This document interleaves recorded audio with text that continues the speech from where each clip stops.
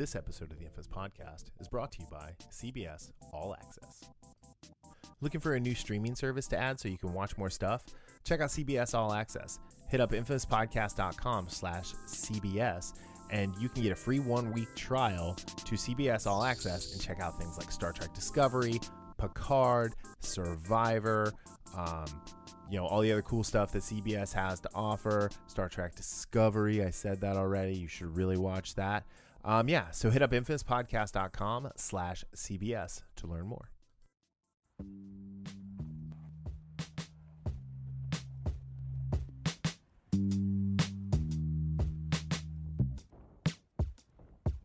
Hey, welcome back to the Infamous Podcast. This is Brian. With me always is Darryl. This week we are talking Space Force. I'm sorry, I nodded off when you were talking about Space Force. All right, so we're talking about Space Force for a little bit. We're not going to go into it a whole lot. We got a bunch of news. We've got Batwoman news again. We've got a bunch of cool Star Wars news. There's some MCU X-Men rumors that are floating about that we're going to talk on. And then we have a brand new segment that we're going to add to the show. I'm calling it Actor versus Actor. I don't know. That might just be the working title, Darryl. I don't know if you have something better there. But in this segment, we've each chosen an actor, and we're going to talk about 3 roles that they've performed in. One that's good, one that we consider is a good one that we consider is a great one, and one is one that they probably should avoid in the future. Before we get started, check out check out patreon.com/infamouspodcast, or you can go to theinfamouspodcast.com and click on the Patreon link and join our Infamite level patron, Julian Brown, for all the cool stuff that you get for supporting the show. With that said, Darryl, what's going on, buddy? Nothing much, just a normal Thursday. This week has been spectacular for me because I've actually been able to get back in the gym. Yes, same. Can't tell you how much I've been needing that. And unlike some people, I know a lot of my friends, and actually, people I used to work with are working from home remotely. Mm-hmm. That's something I've been doing for a few years now. However, I didn't have that outlet of the gym. So even with me, the person that doesn't go anywhere or go anywhere too much, I'm getting back to the gym really helped. I'm definitely sore because I've already been in 5 sessions. Nice. Because you do jujitsu and stuff like that too, not just lifting. Yeah. But yeah, so I've only lifted one. Okay, just once. And so we're recording on a normal Thursday, and right. I've been 4 days this week, plus last Saturday. I took Sunday off. Even though my hip is jacked up again, I don't know what's going on with it.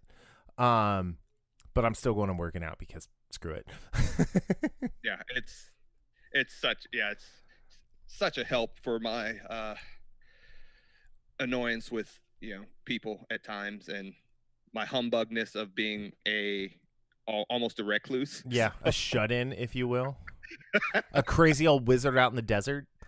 I will say, just personally, I had a good week. One, this is my first week of not having a job since I got laid off. But the kid is going to run cross country. Oh, really? So that kind of made the whole having a kid worth it.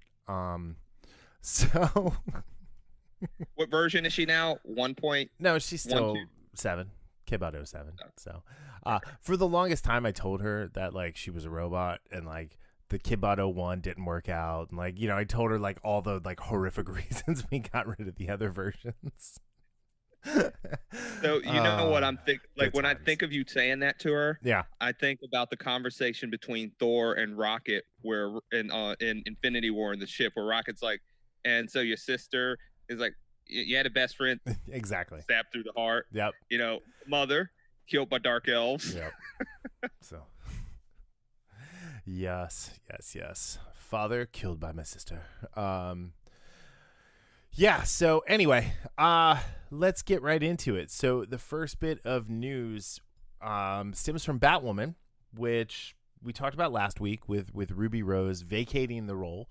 And there's been some rumors, and it's coming from the Hollywood Reporter. So I'm more inclined to put some weight behind it, which is why I think we're talking about it. Mhm. is they're actually looking to just cast a whole new character. They're going to say goodbye to Kate Kane and have a character whose name they have on the Ryan casting Wilder. notice as Ryan Wilder. Yeah. It describes her as female, mid to late 20s, any ethnicity, they don't care. And I'll get to that in a second. And it says, followed by the big money payoff line, Ryan Wilder is about to become Batwoman. The description continues, referring to Wilder as a likable, messy, a little goofy, and untamed. She's also nothing like Kate Kane, the woman who wore the Batsuit before her. So when you're going to come up with a character and change ethnicity or sex or orientation or whatever, perfect way to do it right here. New character. Mhm. All Yeah. 100% on board with this. I like the idea that this character is going to be a little bit goofy because I like since this I've been trying to like kind of spot watch a little bit of Batwoman on the HBO Max app. Mhm. And yeah, it just takes itself entirely too seriously for Yeah. a woman who's dressed as a bat. I mean, just like Batman does. So I'm not bashing the show for that, but yeah. So what do you think about this? About instead of recasting Kate Kane, start fresh. I actually really like this idea. Now, I say the one caveat. I think this most likely means it's going to be another rough start trying to bring this storyline and bring this Ryan Wilder. And again, I know this that may or may not be her name. Who knows? But I like the description of Wilder's character. Mm-hmm. I like the idea of not just recasting Kate Kane, but having someone totally new come in. Mm-hmm. I do worry, and again, I just for this I might check it out, but this is a show that had a lot of ups and downs, more downs than ups in Sure. season one. I stopped again. I didn't watch the last 4 or 5 episodes, but it started off okay, but there were some characters in there that might need to be written out. So And yeah, I think one thing this does is this gives them the opportunity to have Ruby Rose come back at any time. Right. As long as they don't kill Kate Kane off. And then the other thing is kind of as I was reading through more of the stuff, it says here that she's highly skilled, wildly undisciplined, all out lesbian, that doesn't matter, athletic, raw, passionate, fallible, and one of her biggest flaws is she's a highly skilled fighter, but she's undisciplined in that. I see this as a female Jason Todd character. And almost, not like, I don't think they're going to go like female Red Hood here at all, but I think that's a pretty good allegory to throw out there, that this could be a Jason Todd-esque character. Maybe she views it as a game, and that gets her into trouble. Yeah, and when you're talking Jason Todd, that again, my favorite character on Titans is the Jason Todd character. Because he's Kern awesome. Walters, Yeah. he is so good. The only problem I had with the Titans and him is that he wasn't in it enough. No, see, he was in it the perfect amount, because any more and he would have been annoying. Especially, and again, I think he should have been in it a little bit. Well, especially at the back end of season 2, which we've talked about season 2 and the issues that they again putting too much into season 2. But that type of character in the Batwoman guys, I'm actually all for that. Yeah, I think I mean, I'll check it out. I'll give it a go. I think if this is the way they go in January, we can definitely like talk about this, and we'll learn more through the summer. As Coronation comes to an end and people are going back to filming and making entertainment and all of that stuff, we'll see. Yeah, and like you said, the Batman takes himself way too serious, like the Batman universe a lot of times, and this seems like it can bring some levity to the show. I mean, right now the Cameron Johnson as Luke Fox, and I guess I can't remember her name, but that plays the half sister Mary. They're the kind of levity of the show, right? But I think this will be have this character, this, like I said, that, like they said, wild, messy, goofy. that'll be pretty interesting to see. Like, I don't know if we ever really seen, and again, you're more of the Batman guy as far as in the comics, somebody goofy in the bat suit. I mean, Dick Grayson for a little bit when Batman was Lost in Time. I mean, he brought that Dick Grayson style to it. Like, he was never necessarily goofy, but he was definitely more fun loving. Yeah. You know, when Jason Todd wore it during the Prodigal Son time, you know, or I'm sorry, during the Reborn time, you know, he was definitely like more homicidal, more in the line of like Azrael, John Paul Valley. Genocidal? Yeah, I mean, like John Paul Valley was like just a straight up murder Batman. So, you know, like I think, like you said, well, I mean, Terry McGinnis, he was goofy.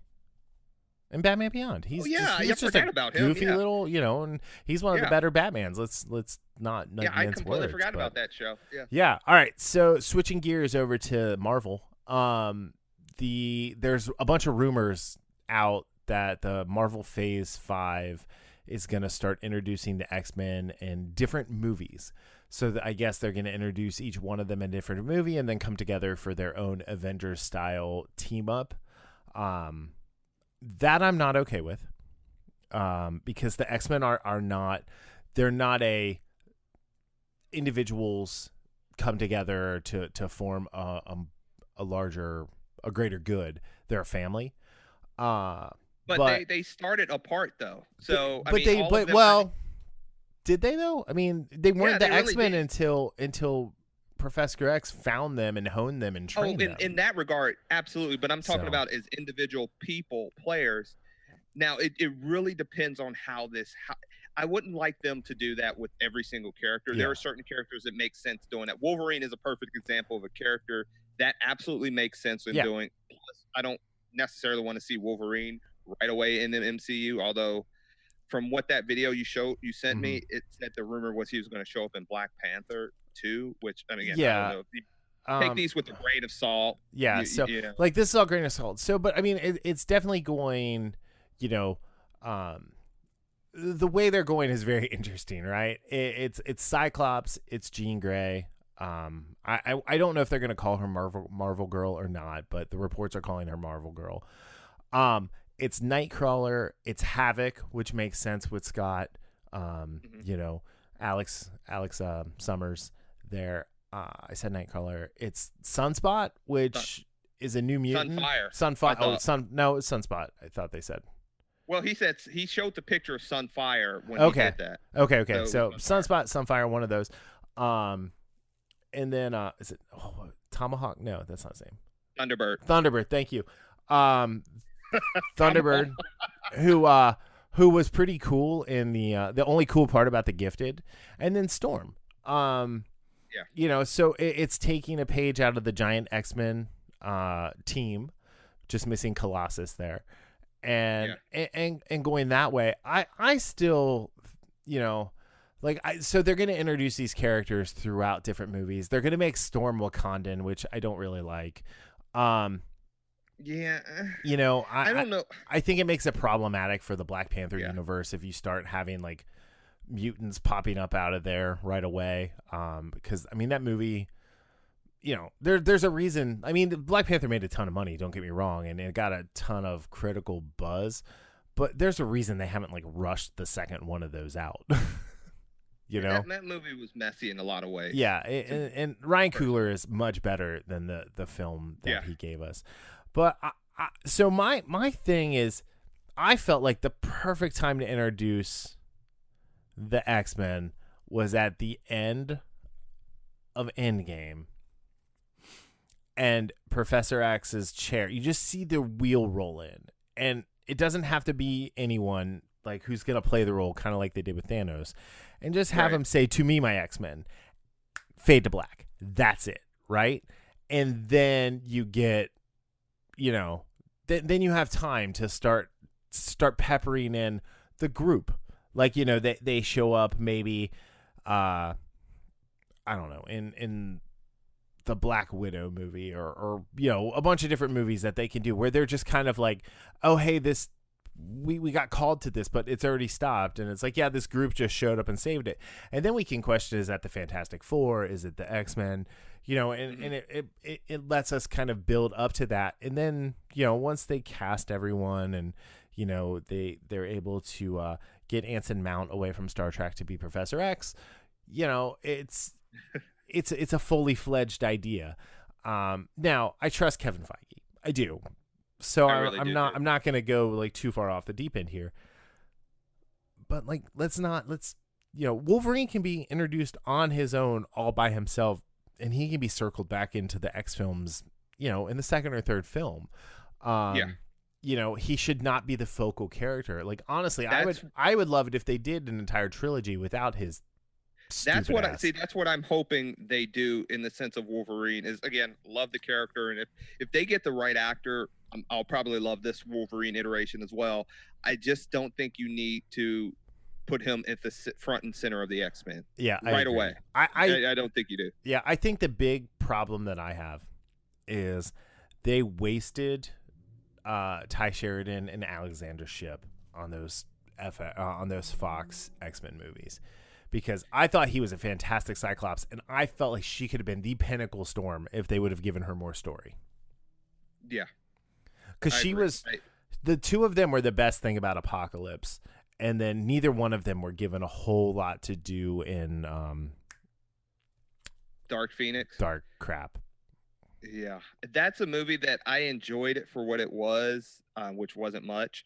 But you could absolutely tell that they took a butcher knife to the story of what it was supposed to be, because it was supposed to be a two-parter, and they absolutely butchered. They just took a bunch of Play-Doh and crushed it up until it was brown.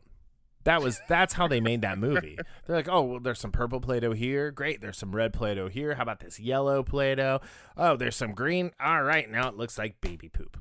I'm still trying to figure out why Magneto took the subway train through the building. That didn't really make sense, but whatever. I'm trying to figure out why Magneto thought it was a good idea to wear that helmet.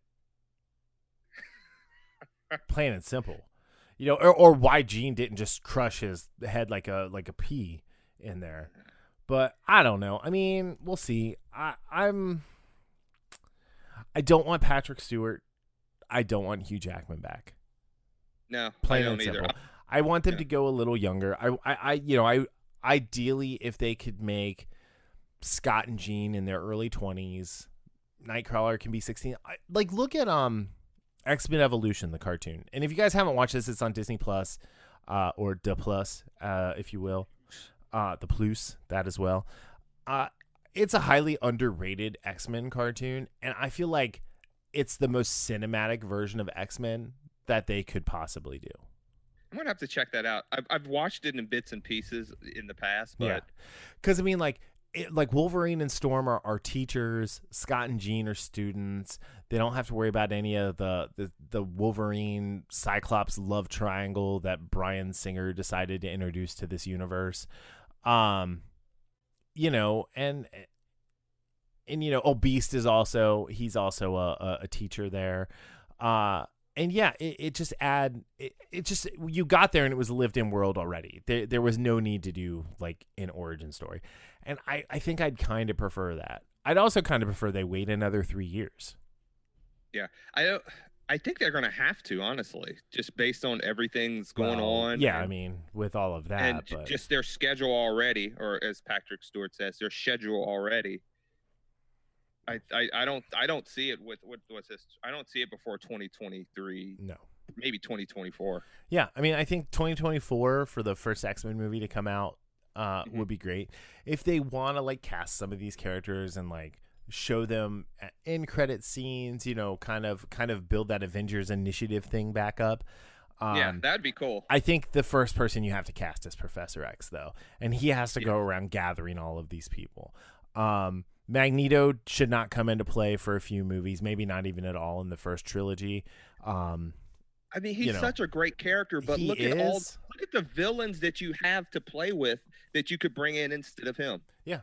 Oh yeah. I mean, yeah, there's a lot that they can do there, but so yeah, I don't know. It's all a rumor right now, so we know it's going to happen at some point. That's the only thing that we do know. We don't know if this lineup is right. We don't know anything beyond the fact that, hey, the X-Men are coming. 2 if by land, 1 if by sea. He's coming. Now I want to watch Infinity War again. I've mentioned the Thor thing, and now I think of Thanos is coming with the Hulk in the beginning. Sweet rabbit. Thank you, sweet rabbit. All right, so let's move on to some Star Wars news. This has been a big day for Star Wars news. So earlier this morning, they started talking, last night, they started talking about they're looking to cast a live-action post-Rebels Ezra Bridger for post-Rebels show. Possibly the sequel series or continuation of those characters' story. And then today, they started talking about casting a live-action Grand Admiral Thrawn for his own series. Yeah, that is... So a couple things first, like just in general, I like how it looks like Disney is really focusing on the Star Wars television world and kind of stepping away, at least for now, from the mess that has been, the cinematic universe, the Star Wars cinematic universe, right, with some notable exceptions, like Rogue One. Like Rogue One, yeah. And Solo. And yeah, Solo is really fun. It's just not a good movie. Yeah, it's fun. That's exactly what it is. But I like them. But Solo sets up some stuff that would be great TV series down the line. So I think because the saga is done, right? The Skywalker saga has come to an end, allegedly. Let's focus on some of this more serialized stuff. I mean, I know The Mandalorian is very episodic, like heist of the week type thing. And I think in season 2, with all this casting that's going on, it's probably going to stay the same way with like, it'll kind of be like season 2 of Buffy, right? Like season 2 of Buffy it introduced Angelus as the big bad and Spike and Drusilla and the whole ending the world. But at the same time, it was still very much a freak of the week thing all the way up through the end. But it had that underlying, and it wasn't until season 3 that they did that overarching season-long arc, which became a staple of the show, and which really, good for Joss Whedon for really kind of perfecting that. It's what we really ended up getting on a lot of genre-type television. So, let's kind of stick with that. Like in season 3, they can do like a big bad Mandalorian where, maybe it's Moff Gideon is really cutting loose and trying to bring the Empire back. Maybe, it's the Chiss and the stuff from the Thrawn books that becomes the villain. Question, real quick: are the Thrawn books they're canon now? Are these last? Yeah, they're canon. Okay. I mean, canon. Okay. He's in Rebels. That's canon. And they all lead up. The last book leads up to him going back to Lothal before he disappears with the Purrgil and Ezra. Yeah. So, but okay. So just real quick, casting wise, you said you had some people for Ezra. The only person I want to see Ezra, and I've said this a bunch, is Dev Patel. Yeah, and I think that is like because I don't know why I did not think because I believe you told me this a couple weeks ago. You said that, and as soon as they started talking about a live action Ezra Bridger, it was Dev Patel is who I want to see play that person. And I said the same thing. And some of the people on my list are like just won't like. I was just thinking about this, just kind of like getting Ezra's personality, and the one on this list that I think has, and again I saw him for about all of like 5 minutes in Shazam, was Ross Butler. So you have to remember though, he's not going to be a kid. He's going to be 30 or 40 years old. And that's what I actually wanted to ask. Like I wasn't sure how old he was going to. So be. yeah, the casting call is calling for someone late 30s, early 40s.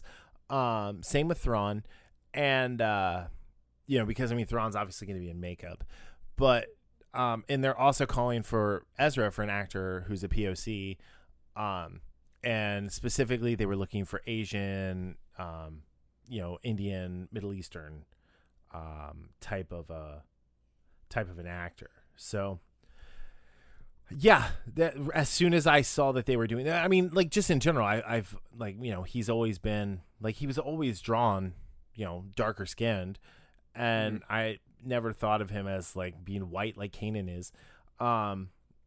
So I've always thought Dev Patel would make a great grown up Ezra. He's got some of the same facial structure that they've drawn into the character, and I've been a fan of his like ever since Slumdog Millionaire, but like I really became like a Dev Patel like fan, like like evangelist for his character on The Newsroom,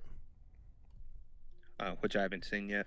Well, dude, I pay for your HBO, so you can just go watch it anytime you'd like. Jeez. Man. I'm just waiting for you to start DC up again so I can watch Teen Titans again.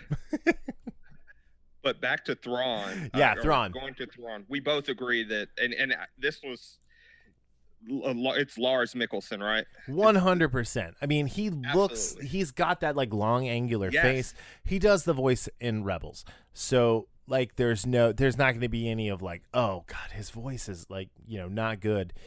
Or if they cast someone other than that, I don't know. Do you listen to the Star Wars audiobooks?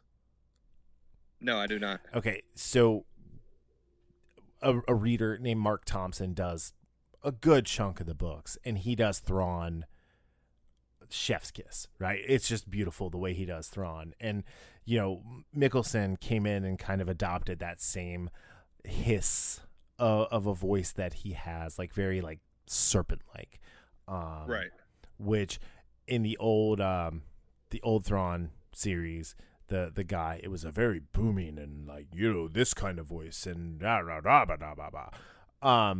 where instead of it's like very very strategic and very and sly, and he draws out his S's and and yeah, so I mean, but I think that in itself helps make the character much more menacing, especially in the second book when he goes on his adventure with Anakin Skywalker.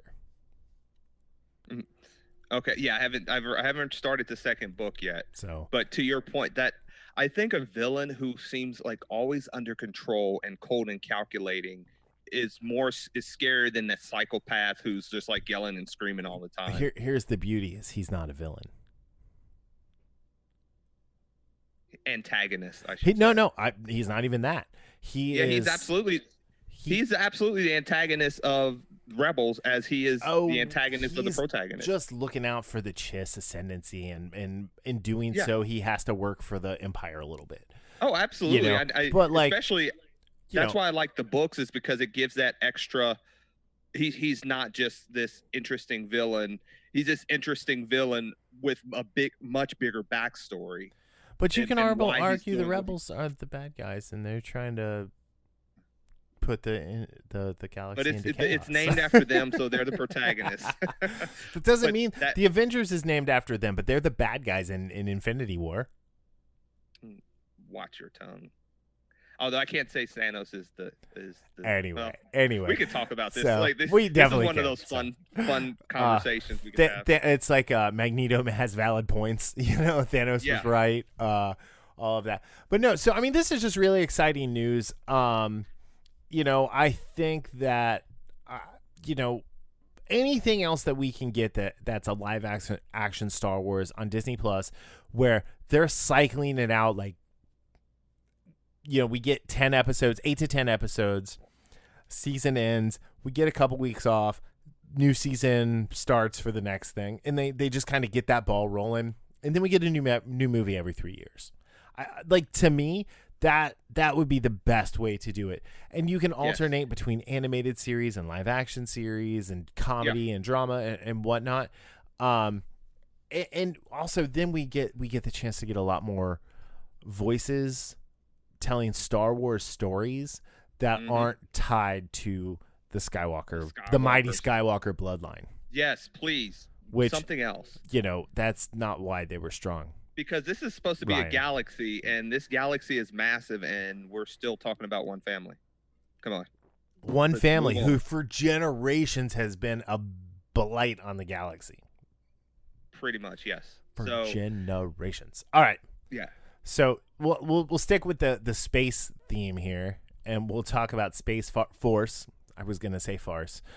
Space Force, the Netflix original series that dropped last Friday. What was that? May 25th, 29th. Anyway, I'm gonna read this synopsis for us.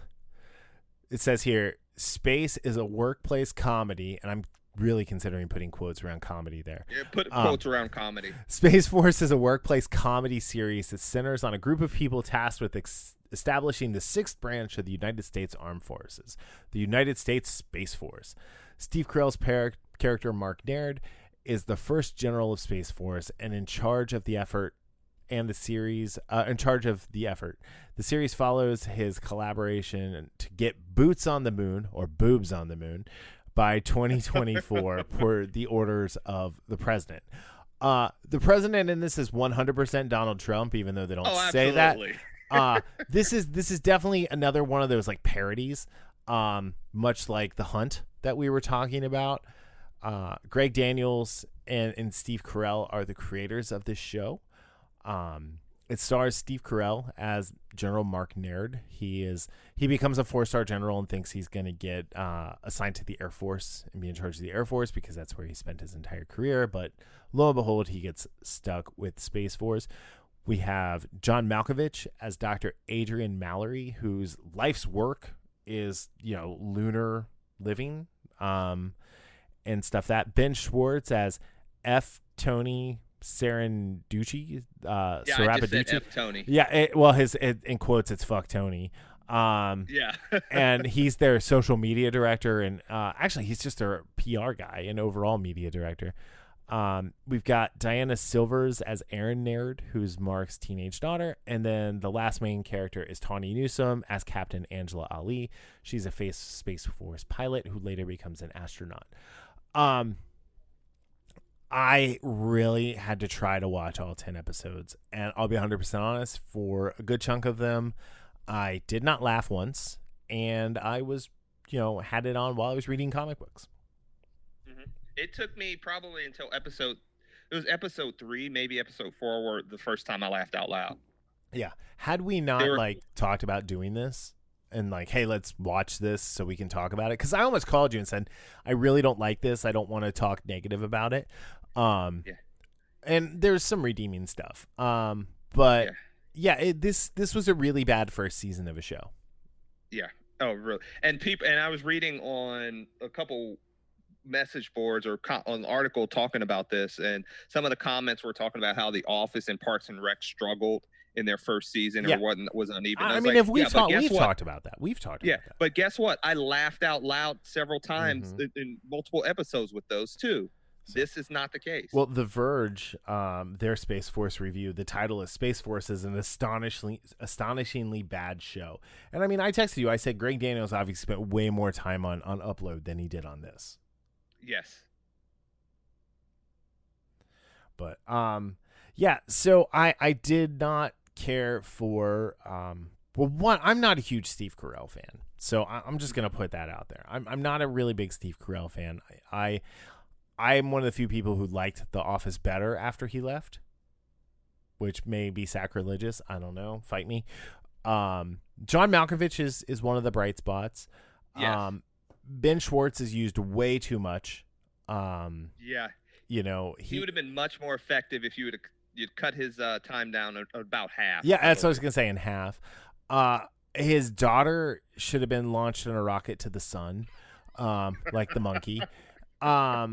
And then Tawny Newsome, which I don't remember seeing her in anything before, but she was like the lone actual bright spot, I think, of this season. Her character was great.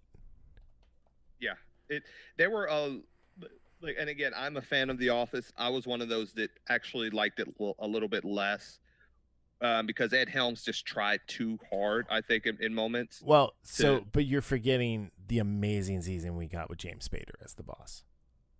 That was really good. That is true. That was, yeah.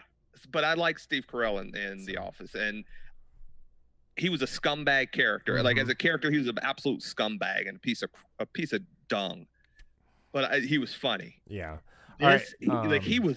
Yeah. He was, no. Go ahead. He was Sorry. the worst part of this show to me. He was used way too much. He was in it too much. His voice. He kept trying to do that accent that kept coming and going. Yeah. You know. Okay. Real quick. Tawny Newsome is. She's going to be in that new Lower Decks show. The animated Star Trek. Oh, okay. So, she was in an episode of Superstore. She was in Brockmire. She was in 8 episodes of that. She was on the Carmichael show. So, I mean, she's been around for a little bit. Like, her first role was Stupid Bitch Syndrome. That was the name of the show in 2013. So, yeah, she was she's just done a bunch of like one-off episodes here and there. She's done a few like reoccurring roles, but this is really, I think, her first really main role, and she knocked it out of the park. Yeah, she was one of the better spots, and I did like. So Jimmy O and his Dr. Chan. Yeah, he was one of those characters that was sometimes was a little up and down. There's a lot of examples of characters being up and down. Well, but I actually like the connection those two had, Ali and Dr. Chan had together. So, and I think Dr. Chan, the problem is like at first he was like the super serious angry guy, but then he got to be like, they let him be like Jimmy O Yang is actually very funny. Jin right. Yang was one of the best parts of Silicon Valley, and so and his stand-up special is supposedly really good on HBO or on Amazon Prime, which I definitely want to check out. But yeah, he was really funny. He got to be a really good character. So, yeah, and again, some of the up and downs I will attribute to being of season 1, but there's just too much of it where it's just not funny. Yep. Oh, like absolutely. Brad, like the 1-star general, that's basically he's the secretary. Like I think he had 1 or 2 lines, and this was at the end, towards the end of the series, that where I actually chuckled at. Right. Other than that, like every time he came on, it's like it's a waste of space, waste of time. Like I feel really bad that this was Fred Willard's last TV show. Oh, because as Fred Naird, Mark's father, he was awful. It was just cringeworthy the whole time. Yeah, that whole storyline of him shaking and forgetting stuff, it was just not funny. No. One bit, not 1 second of it was funny. I normally love Lisa Kudrow. I think the fact that they never I'm all for like kind of dragging a bit out, but the fact that like all we know is she committed a major felony to go to jail, like they never say what it is. They never say what it is, and like, wouldn't that have affected his ability to become a 4-star general? Yes, it would have. So, there was that. I liked I like Nola Emmerich, but there was just too much of him as Kik Grabiston, being just a major bully and a douche. Like, I get it, you're the bad guy of this, like, with the armed forces and everything, but it was too much. I did like that Jane Lynch was the chief naval. Dedrick Bader was in charge of the Army. Patrick Warburton was in charge of the Marines, and then Larry Joe Campbell was the Coast Guard, who they kept. They were all always making fun of. You know, it was actually a Jane Levin line. Her line, like one of her lines in episode 3 or 4, I can't remember. That was the first line where I laughed out loud on. Yeah, where she was like, "You identify my gender again? I'll F you." Right.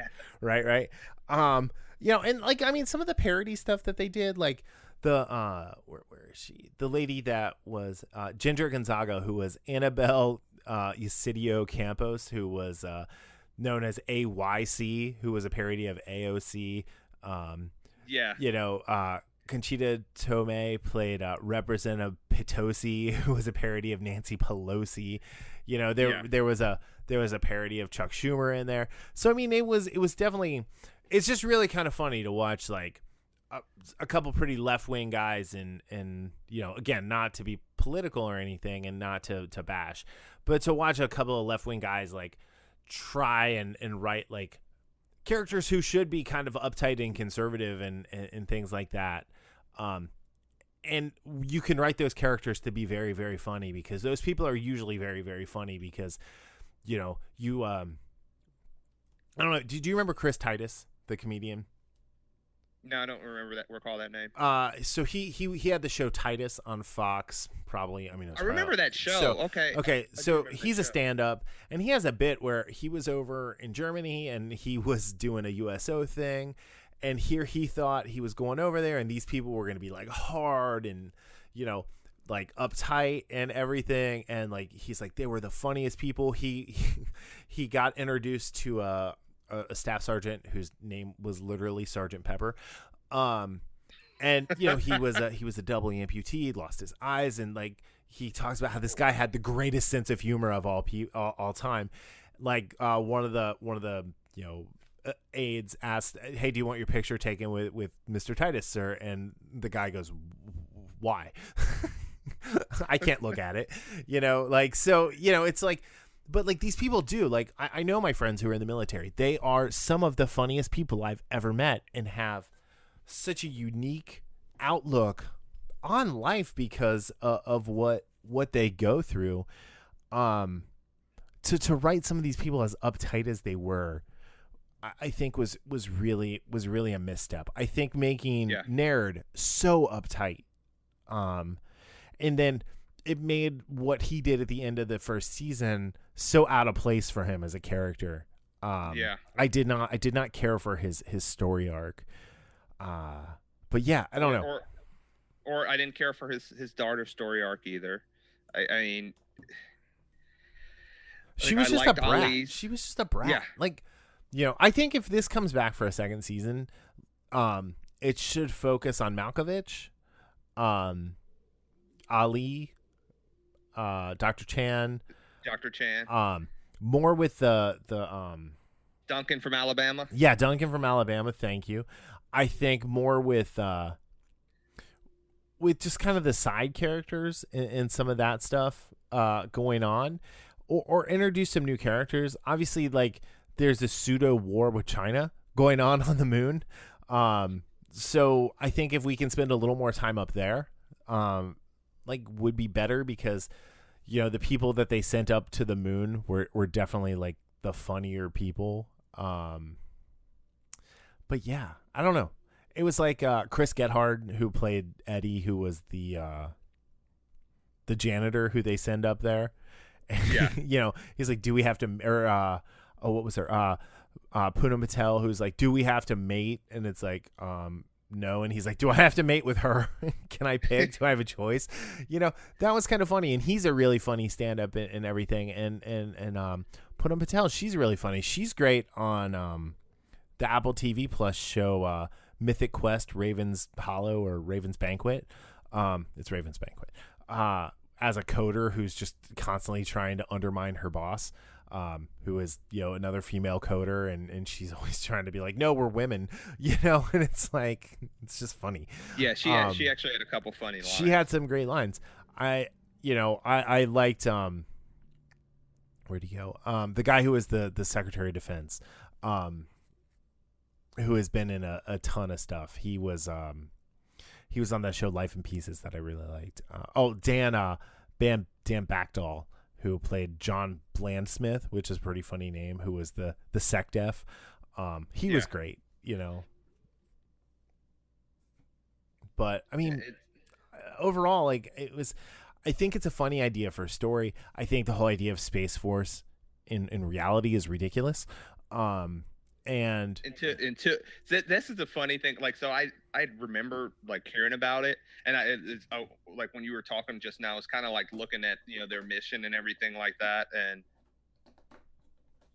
and it seems ridiculous. Mm-hmm. However, when you think about, again, the idea of going into space, the idea of having some type of branch or something that's specifically, and I don't mean NASA, because again, when you're Starfleet, dude, quote unquote Starfleet, yes, Starfleet, yeah. So it just sounds ridiculous on its head until you actually. Well, I think calling it Space Force. Space Force itself is one of the dumbest names. Yeah, is the thing. So because it's hard to take seriously, right? And it sounds like it's a parody TV show. Yeah, it does. Honestly, it feels like they're making fun of the Marines and the Army and the Navy and the Air Force. Yeah. Like when I first heard about it, like I didn't hear the actual speech, and I heard Space Force, and I thought, that's a joke, right? just because of the name itself is like, Yeah. come on. But like, yeah, you know, show, the whole thing with the first lady trying to change their uniforms was so stupid, and you know, yeah, that like, yeah, I don't like. So so Ben Schwartz was way too much John Ralphio from he Parks was. and Rec. Yes. Yep. And it's like you would have never had this job, never. You know, so I don't know. Like I said, it was created by Steve Carell and Greg Daniels. It's only 10 episodes. The episodes are 27 to 36 minutes long. Yeah, I don't know. So like it started development in January 2019. So it feels like it was kind of pushed together, kind of quickly. Netflix immediately gave it a production order for 10 episodes. I think that was just based on the Greg Daniels, Steve Carell name more than anything else. Because if they would have seen the pilot, they'd have been like, no thanks, pass. Right. Yeah, and it's like, you know, part of it is because they said, Steve Carell will star in this. And then in September, like it wasn't until September 2019 that they announced that John Malkovich, Ben Schwartz, Diana Silvers, and Tawny Newsome had joined the cast. With Jimmy O Yang, Alex Sparrow, and Don Lake as a recurring cast. And like, I mean, this was filmed, you know, so quickly, and you can kind of tell, like, I think the production value is pretty bad. I mean, principal photography started in Los Angeles on September 26th, 2019, and ended on January 10th, 2020. That's pretty quick. So, I mean, the critical response has not been very good. It's got a 41% based on 78 reviews at the time of our recording on Rotten Tomatoes, with an average rating of 5.72 out of 10. It says here, an all-star cast and blockbuster-worthy special effects aren't even enough to keep Space Force's uneven blend of earnestness and satire from spinning quickly out of comedic orbit. This show should have been the spiritual successor to something like Veep. Something like, you say Veep? Veep, which is a fantastic political satire making fun of the vice president's role. You know, it was just... Yeah, I don't know. Richard Roper from the Sun-Times praises Carell for his impeccable comedic timing and his uncanny ability to play yet another character who's often an insufferable buffoon with not a speck of self-awareness.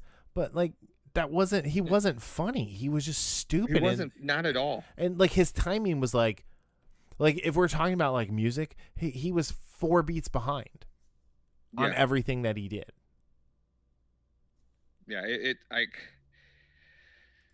it's when the show's main character is the worst part of the show, that show's going to have a very difficult time, you know, connecting with its audience. Yeah. Like no matter what type of show it is, it can be a comedy, it could be a drama, horror, sci-fi, whatever it is. Yeah. When your main character is the worst aspect of a show. Yeah. I think Caroline is going to struggle. Absolutely. Caroline Framke, I can't talk, from Variety wrote, "For all the heft behind it, Space Force should have been an easy win. 10 episodes later, it's safer to say that Space Force is really just okay." Absolutely. I agree with that. It's just not funny. And you know, as far as comedies go, it's just not funny. Like they shouldn't have gone for like, this is going to be a sitcom, you know? This is a satire. Sometimes it's going to be funny. Sometimes it's going to make you angry. Sometimes it's going to make you think. And it did none of that. Yeah. So a show that I'll compare it to that did it right, and I honestly did not expect it to go this route, was The Orville. The Orville I thought was supposed to be a satire and funny, and it's actually just a decent show. Decent Star Trek. I mean, it's a Star Trek parody. Yeah. But I mean, it's the Galaxy Quest level, like tribute to the source material, right? And does some things better than Star Trek. Sure, absolutely. Is Star Trek better than Star Trek in some cases? Now, having watched Discovery and completely changed my tune on that, you know, and I still haven't gone back for the second season of The Orville yet. I haven't either, actually. But it's on Hulu. It's a Hulu original now, though. So Right. I have plenty of time. But yeah, I like this is a D for me. Like Oh Force yeah, is a like D. D- maybe. Like no, I'll Yeah, give it a D. Like I won't put the minus on there. Like I would put this as a 4 out of 10. Yeah, that's where I'm at. So. I'd probably like 3.5 out of 10. Yeah. It's just, and it's one of those where I've seen shows where it's been bad, but there's been hidden gems in between episodes. There's no reason I would rewatch this. None whatsoever. And this is much like Lock and Key. This is one where I don't think I'm going to come back for the second season. Yeah, I have a hard time seeing myself coming back for the second season. So, all right, cool. Let's move on. Let's talk about actor versus actor. I think that's what we're calling it, or we can call it something else. Actor versus actor. Henry Cavill versus Adam Driver. Now, this isn't like us trying to like convince you who's the better actor. This is just picking two people who we think are good actors, actresses. This is the first time we're doing it, and just kind of talking about some roles that we've liked them in, and go from there.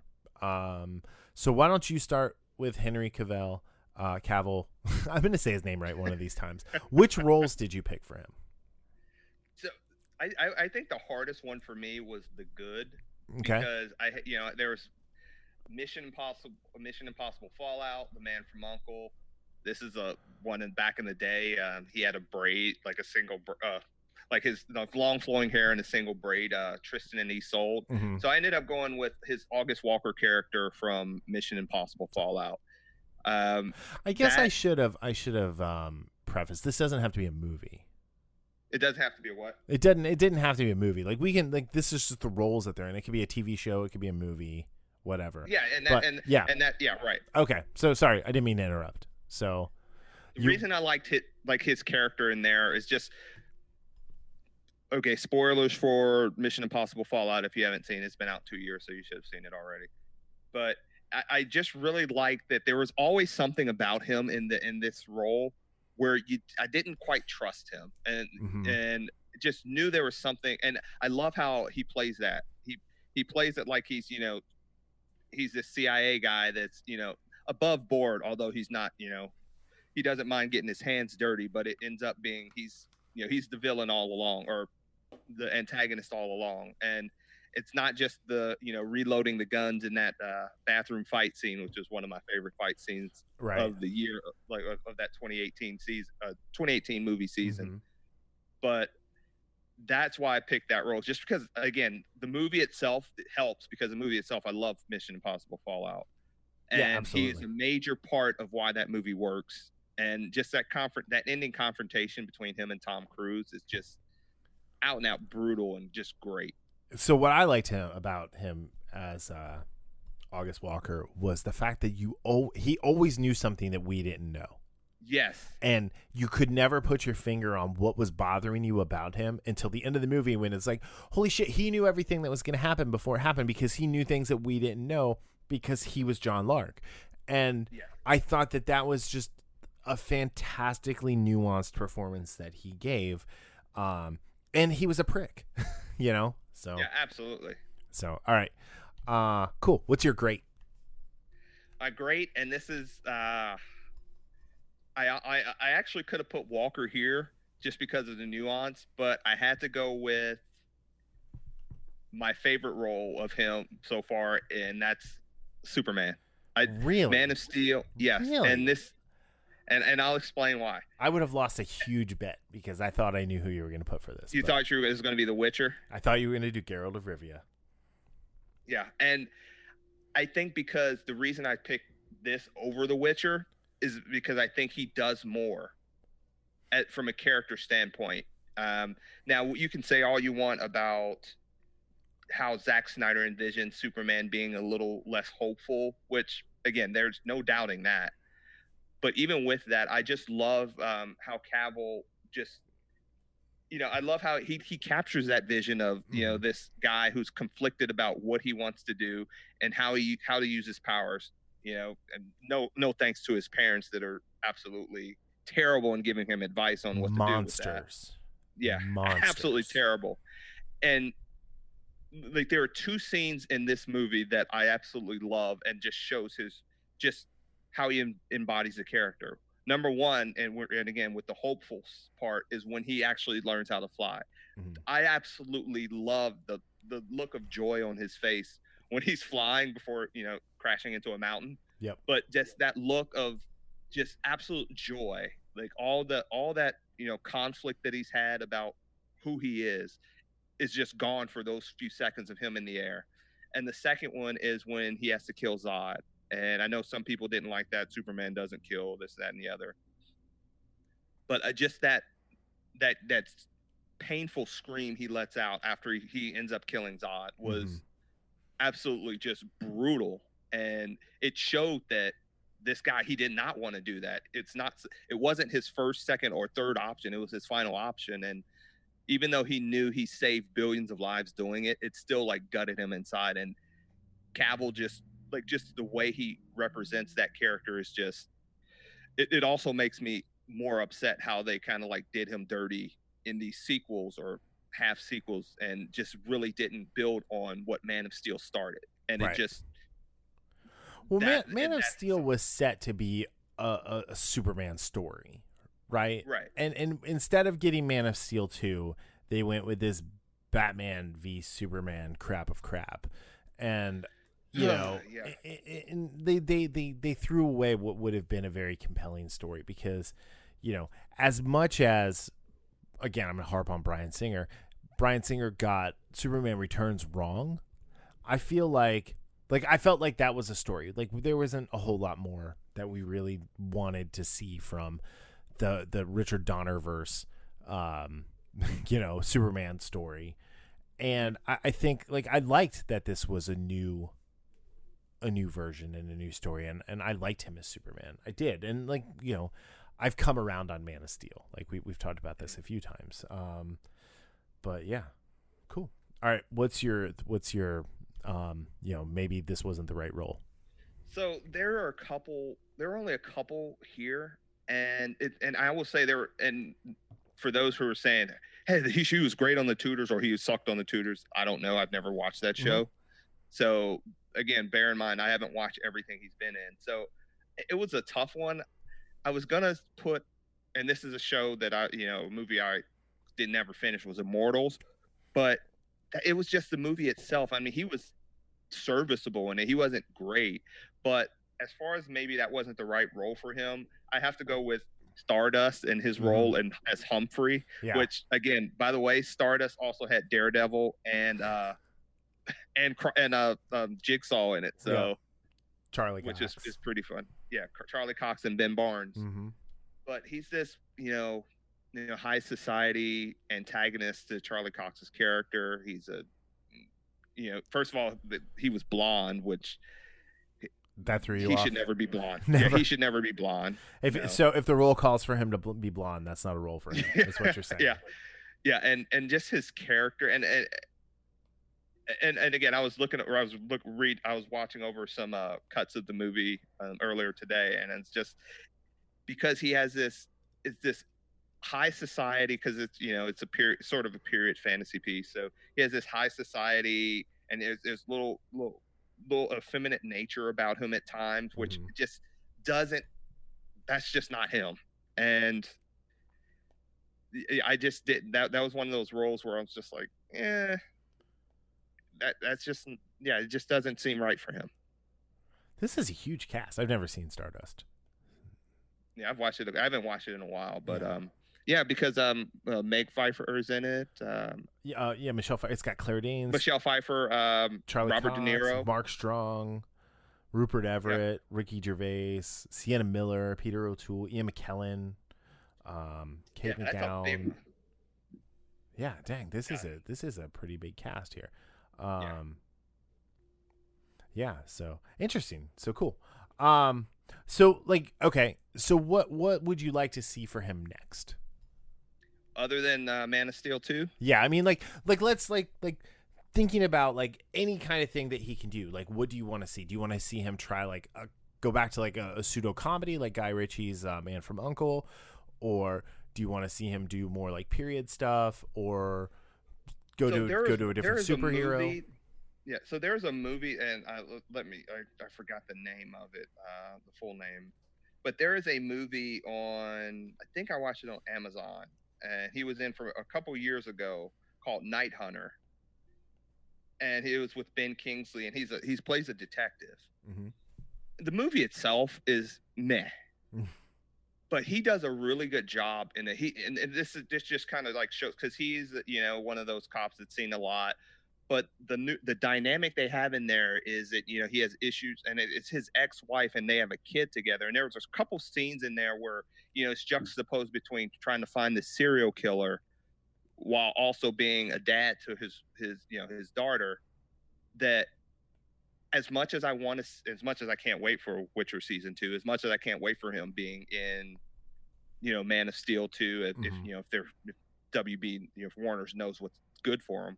I want to see him in some roles like this, like where it's more not period, but it's more modern, where he's playing this, not necessarily a soldier or a cop, but a guy that that is kind of dividing himself up between this goal here and what he used to be, or family, or something along those lines. Mm-hmm. So just because it's something I haven't seen him in much, and that's one of the reasons I just want to see a little bit more about. Yeah, more of like the cop, like cerebral version. Yeah, and Alexandra Daddario was in it too. Can't go wrong with her. Can't ever go wrong. She has some of the prettiest eyes. Yep. My goodness. So yeah, she's awesome. She was great in those Percy Jackson movies. She was good in True Detective. So cool. Let's not forget San Andreas. I did not see San Andreas. It only takes so much of Roland Emmerich trying to destroy the planet. Just plain and simple. So, all right. So I chose Adam Driver.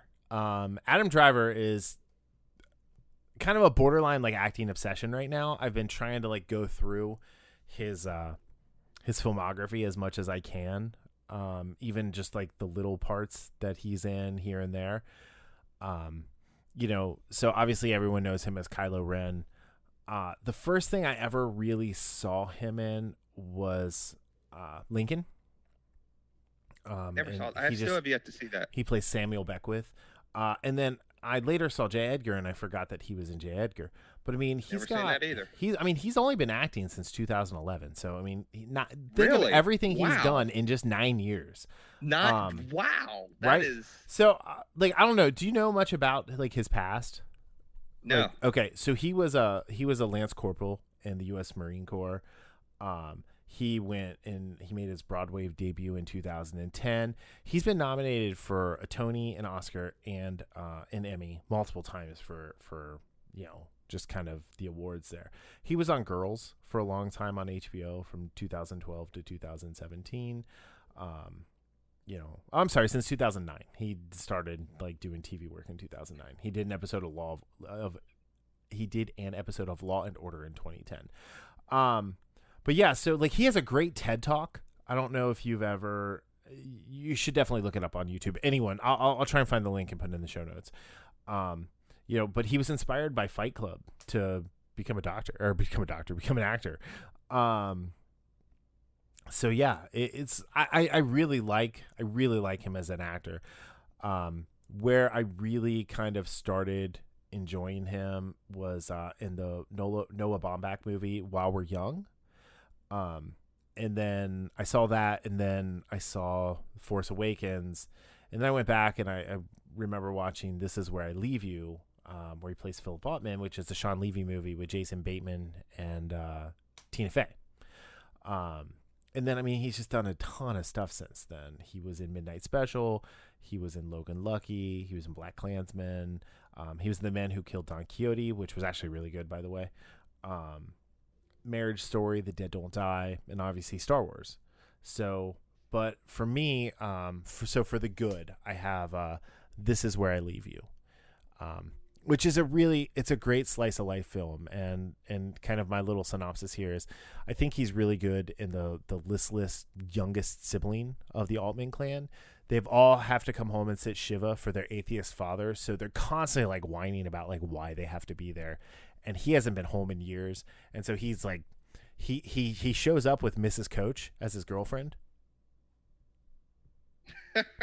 And you had to think about it for a second on who Mrs. Coach was. Yeah.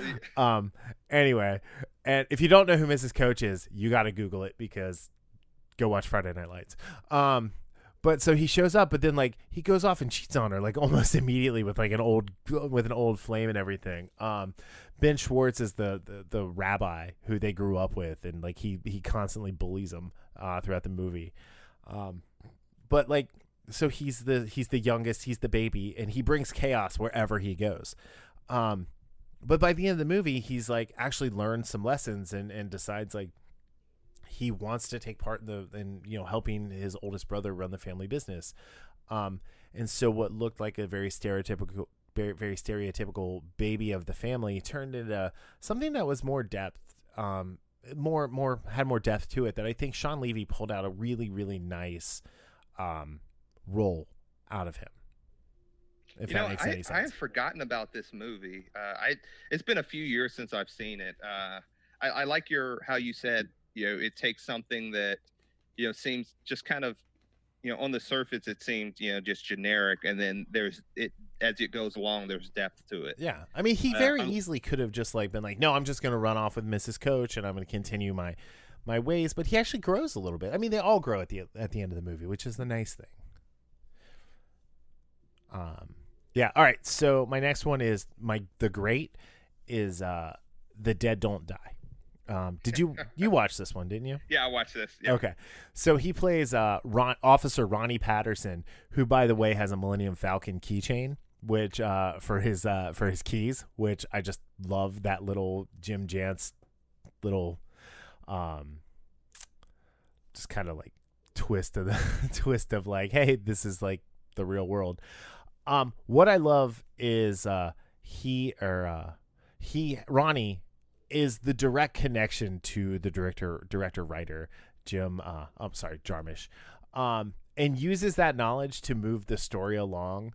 And I wrote down here in a pseudo fourth wall break. He never actually looks at the camera and talks to the audience, but he's always like talking to the rest of the characters again, like kind of like Henry Cavill in Fallout, where he knows something that we don't know. That's a perfect right.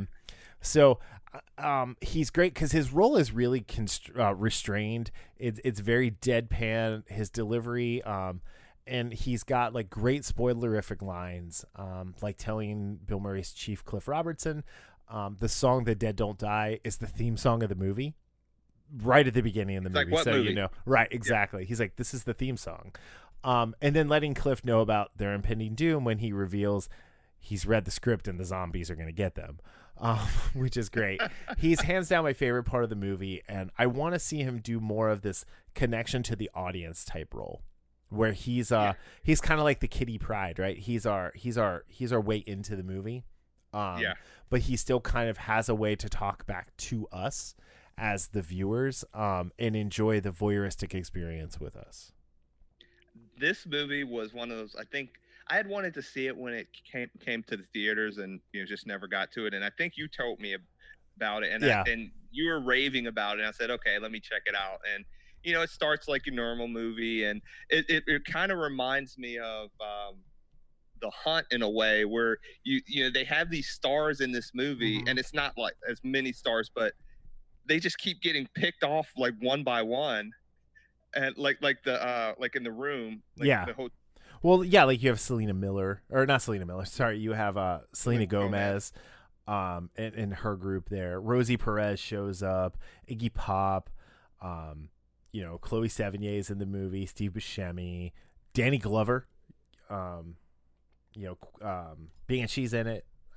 So, yeah, it's a great little movie, and to me, he's the highlight. Oh, absolutely. Absolutely. Bill Murray's good in it, but I just love his line delivery, Adam Driver's line delivery, how it's just like matter of fact, and and like you said, that's a great comparison to August Walker in Fallout, because he knows stuff, and I'm like, he delivers just lines and it's good writing and directing that they don't overdo this. Right. They just they do it in a way where it's a snippet here and there, and he never explains it. He'll just say something. Yeah, he's just says it, and he's like, then when he gets called out, why do you know? He's like, because I've read the script. Yeah.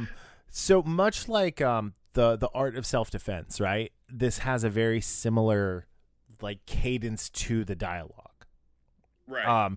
Which kind of feels like you're playing a sim, Like I think there were like for both of these I mean I had plenty of movies to choose from, right? Lucky Logan, he's great. He's one of the highlights of the Star Wars sequel trilogy. He's really good in Black Klansman. Marriage Story is phenomenal. That's another Noah Baumbach movie. While We Were Young, him and Ben Stiller have a great chemistry in there. So I mean he's got just a ton of stuff that you can go back and look at. So it was really hard for me to find like maybe this isn't the right role for you. And I settled on The Report. It's an Amazon original. It's a good movie. It asks a lot of questions about the morality of war, torture, and like intelligence gathering, because it deals with the aftermath of 9/11 and all the stuff that happened at Guantanamo Bay.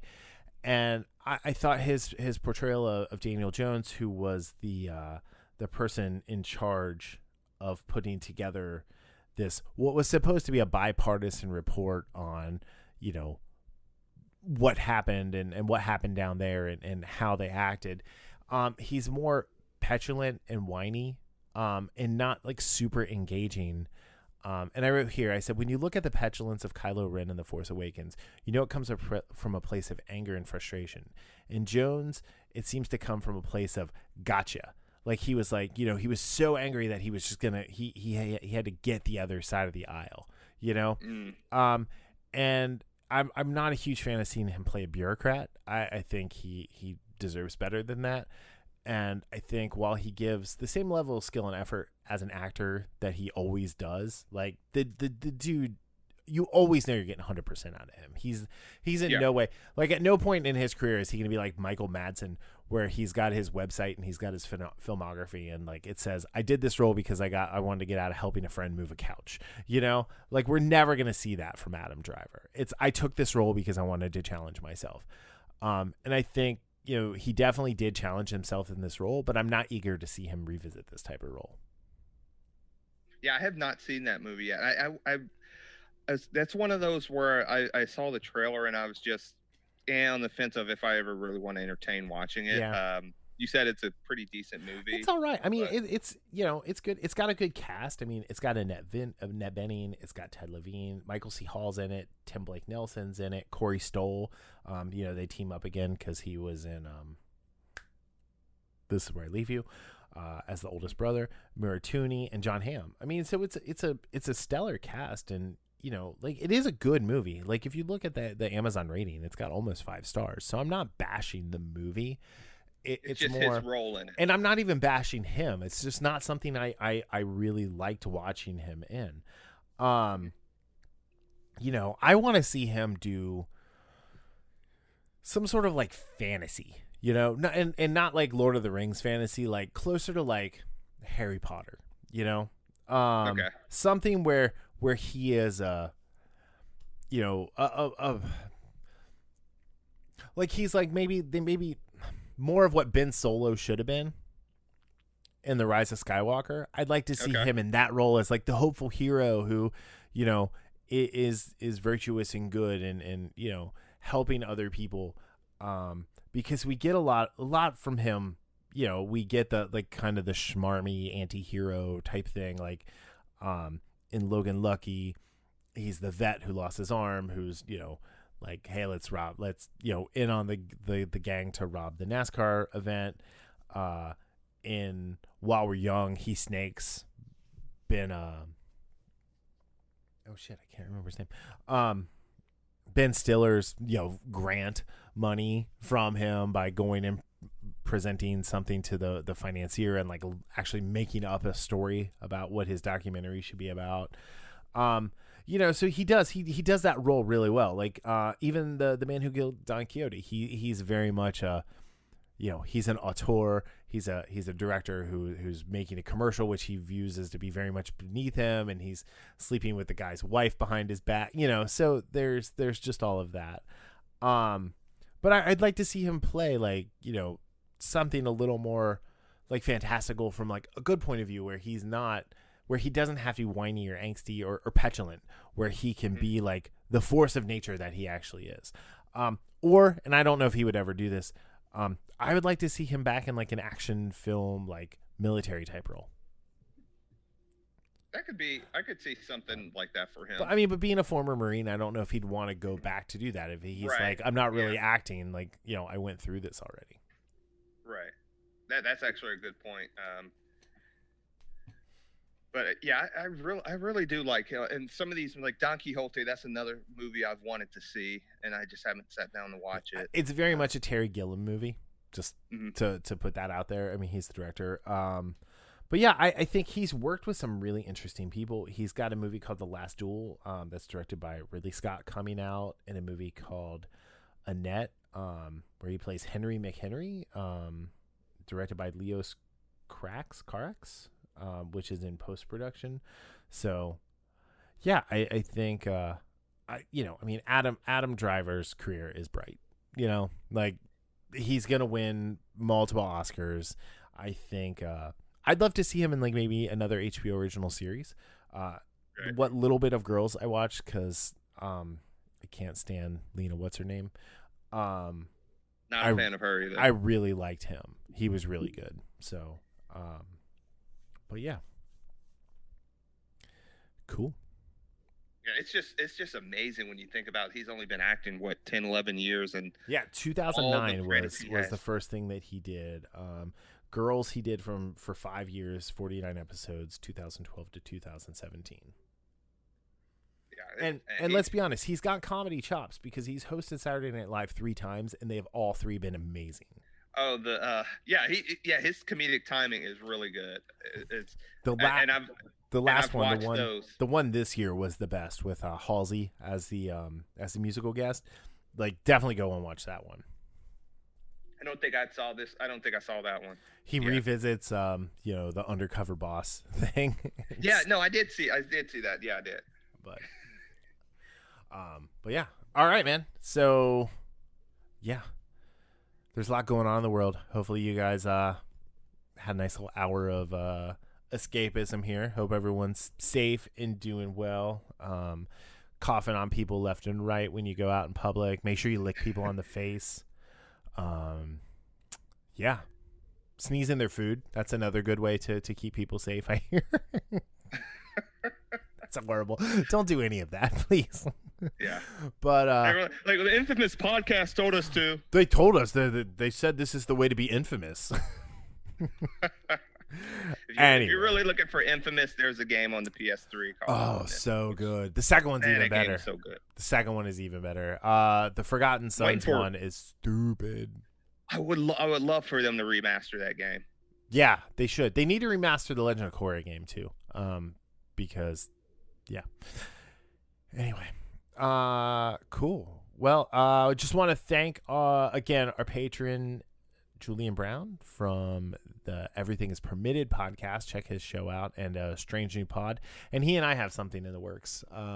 That's a secret project that we'll be able to talk about hopefully later. I don't know. There's some things where you're gonna talk about it later. There's things that we're hoping happen that is contingent on us doing this thing together with the subject matter we want to talk about. You can go to infamous.com and click on the Patreon link and check out our shirts at Flying Pork Apparel. We have some cool shirts. They're fun to wear. I always get lots of compliments when I wear them. I fold my shirt. I don't know, Darryl, if I ever told you, I fold my shirts the Marie Kondo way. That Spark Joy lady from Netflix. So like they look like files in the drawer. And because it's a super clean way. Because about my T-shirt collection, and but they're all on a shelf in my closet, and I still fold them that way. And like there's one where it's just like 8 different shirts that all you see is the word infamous. So, but yeah, actually, if you back us on Patreon, there's a way to get a shirt. Or like I said, you can just go to flyingporkapparel.com, or go to just Infamous Podcast and click on the shop, and it'll take you right to Flying Pork Apparel. And thanks to our sponsor, CBS All Access. Go check out all the cool stuff on CBS All Access. Cool. Anything else you want to close on? Yeah, that'll be about it. All right. Hanging out with my baby Yoda, little bobblehead over here. Oh, I got Haley a baby Yoda stuffed animal. I have a video to send you. Yeah, I have a plush coming soon. Yeah, it's a plush. Yeah, that's what it is. Yeah, mine got delayed. So yeah, I bought it at Target. I put it in a bag and punched it for you.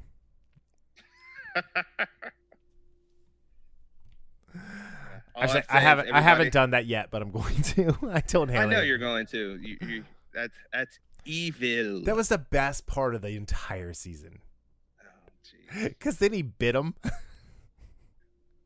And then IG-88 shows up and just straight up murders them. So, yeah. All right. Yeah, on that note, we'll see you guys next time. Have a great day. Night. Whatever. Bye. Bye. Bye. Bye.